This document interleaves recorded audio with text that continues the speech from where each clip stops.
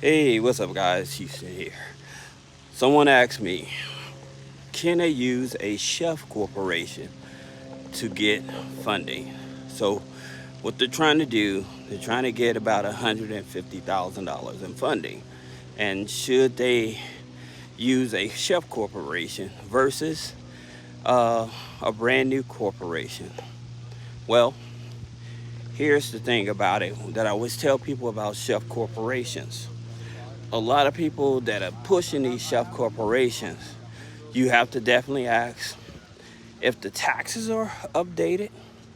Also, you have to ask if there's any active bank accounts. Now, there's something else that you need to know about investing in a chef corporation, because whatever state you purchase that chef corporation from, if it's not currently registered, you're gonna have to re-register the chef corporation in that state. That means that a lot of these people, they may not have filed taxes in that state.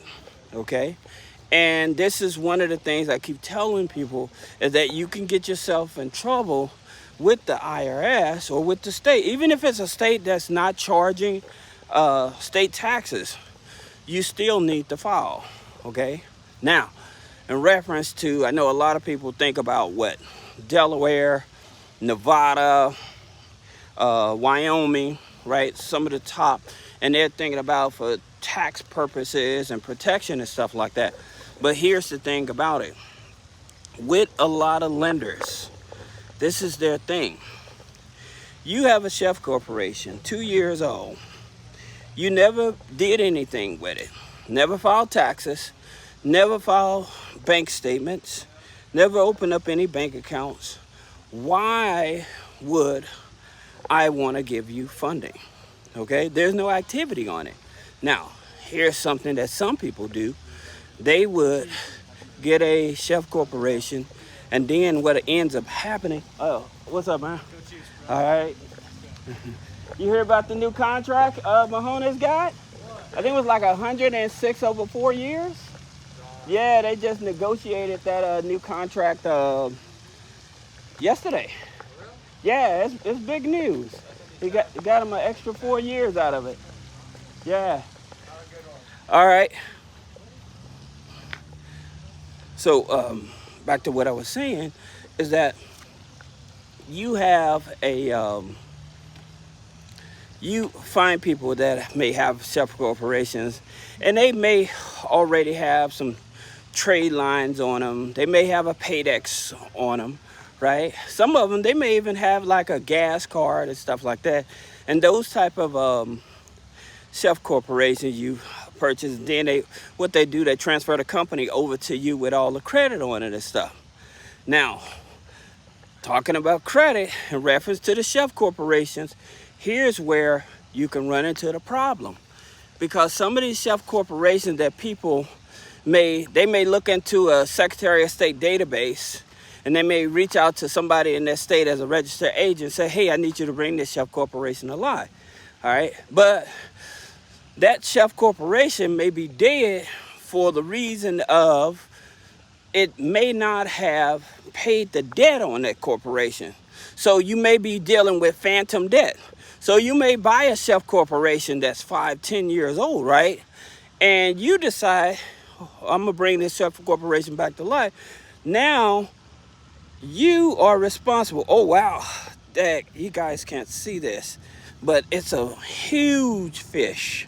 That's my first time ever noticing fish in this lake. Wow.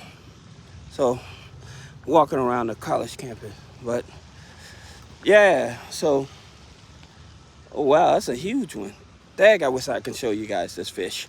But going back to what I was saying about the chef corporation, is that here I'll show you guys the lake so you can see. You may can see it that it's right there. See how big that fish is? Wow. Wow. Now it makes you tempted to go fishing in here, although you can't because it's on the college campus. But the thing about it is that, like, the ducks, I like to come over here, like to check out the ducks and feed the turtles and stuff like that. But going back to buying an aged chef corporation, how old, depending on how old the chef corporation is. Like I said, a chef corporation can be 5-10 years old, right? But at the same time, you may not know that that chef corporation went out of business owing debt, right? So with corporate debt, I guess statutes, corporate debt doesn't expire. So if you an individual, you end up buying this company, okay?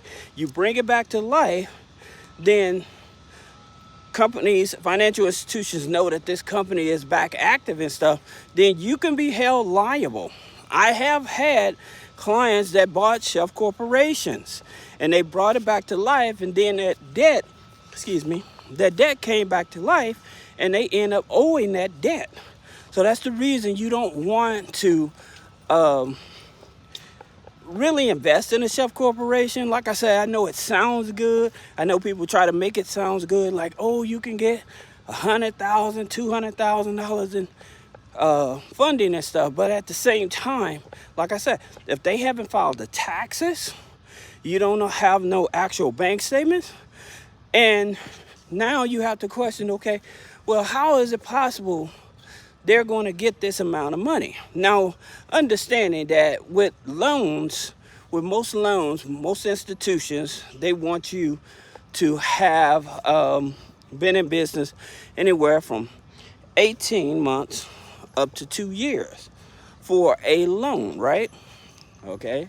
Now, listen at this and see if this is logical.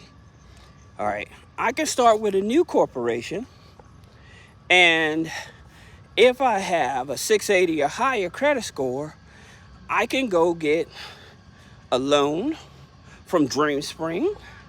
If my DTI is below 50%, dreamspring.org, they'll give me a loan or a line of credit. Okay, that's number one. I can get stated income business credit cards with a brand new business. So why would I invest in a chef corporation if I can actually do that with a brand new corporation?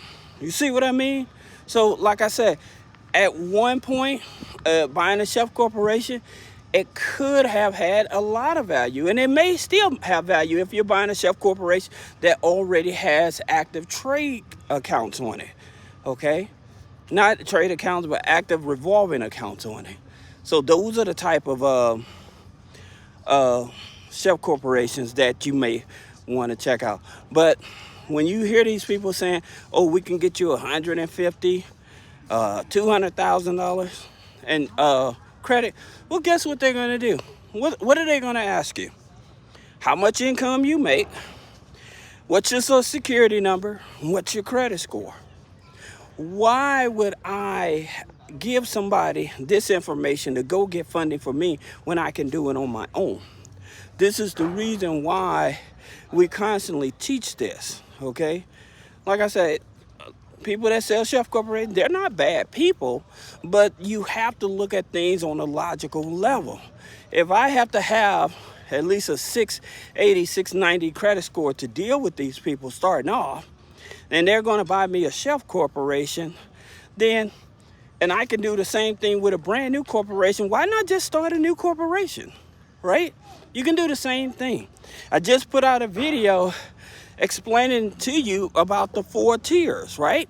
So in terms of, you have the national banks, you have the regional banks, you have the credit unions, then you have like your alternative lenders, right?